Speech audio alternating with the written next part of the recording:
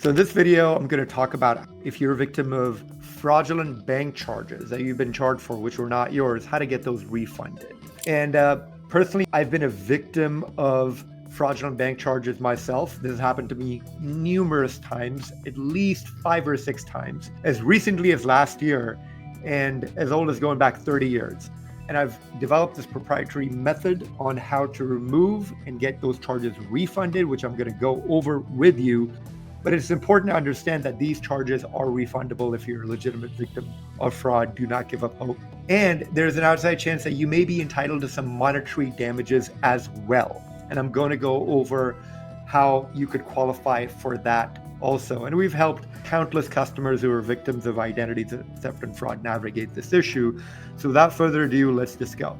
So the first thing you want to do is you want to audit your bank statements and call the vendors as well. Now, one of the reasons why I say this is you see something that you don't recognize, don't assume that it's fraudulent, because sometimes a vendor may have a different name than what you remember them by. So if you go to Harry's shoe store and they may on their credit card statement show as HI Inc., which you don't recognize this and you're like, hey, this is fraudulent. So do not make that mistake and just assume everything's fraudulent. Call the vendor first and find out, okay, who are you guys? Where was the charge made? What was it for? Now, if you call the vendor and they're like, this is for some skateboards you bought or something to that extent, you're like, hey, I don't even go skating. This is not my account.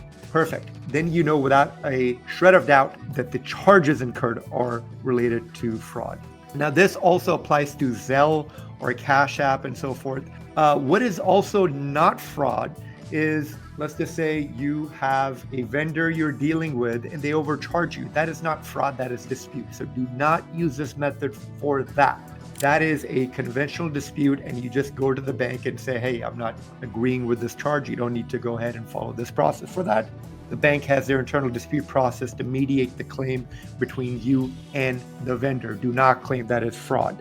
So anyways, so having said that, if you're 100% sure that the account is fraudulent, you've called up the vendor, and you have no idea who these guys are, then you move to the next step.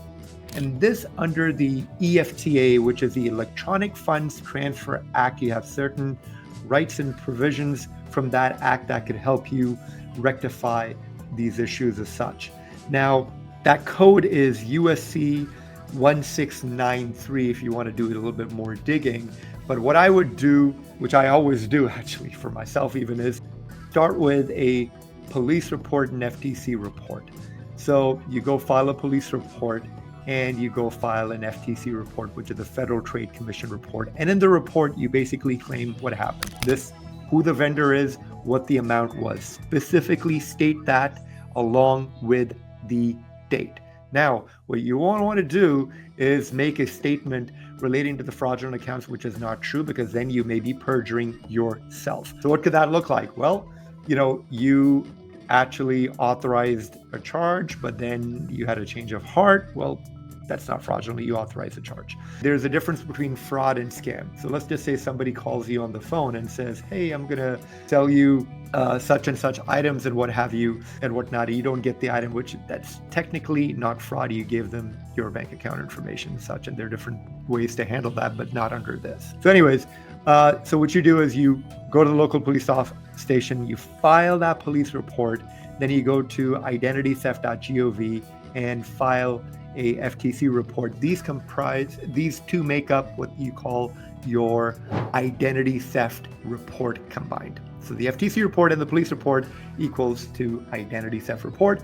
Once you get the filed police report back and the FTC report online back, you want to go ahead and a dispute letter to the bank, include a copy of the police report and the FTC report, and include your bank account number and so forth and your identification, social or what have you, so that the bank can pull up your account. Now, if within a 30-day period the bank does not refund the fraudulent charges, then you may have a legal case against them. Our associate attorneys may be able to sue the bank and get you your charges refunded, and also some monetary compensation. First, you need to follow protocol of filing the police report and the FTC report and making that case with the bank itself. And so keep in mind, our success rate with issues like this is nearly 100%. 100%.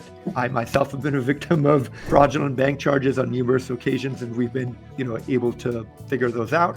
But, the first thing also is that if you just found a fraudulent charge just today on your account, the first thing is just call up the bank and say, hey, this is fraudulent, and see if they remove this. And if they don't, then you want to go follow this process itself. Now, keep in mind that a lot of banks are claiming that a lot of people are making fraudulent claims, which are not really fraudulent. So that's one thing to kind of like keep in mind. They just assume that a lot of people making these fraudulent claims are actually lying to them. You want to go ahead and do your due diligence, especially if you're going to be filing a police report, an FTC report.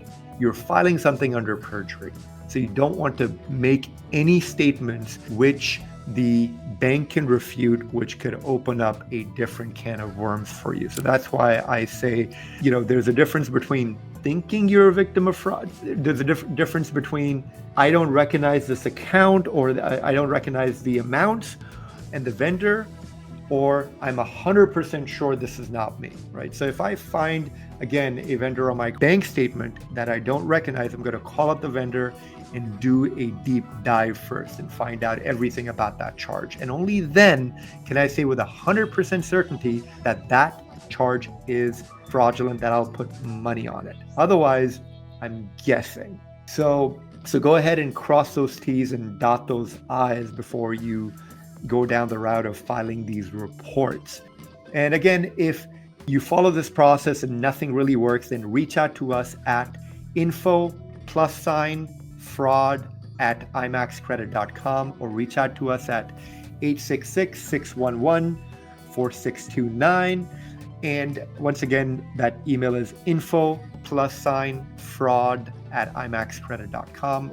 You could go to our website, www.imaxcredit.com. What I want you to also do is make sure that you save the certified return receipt mailing receipts as well too, and everything you send the bank, you keep a copy of it as well. So if this doesn't work out, again, reach out to us. And if you find this too overwhelming, we have some letters and templates that we can provide to you.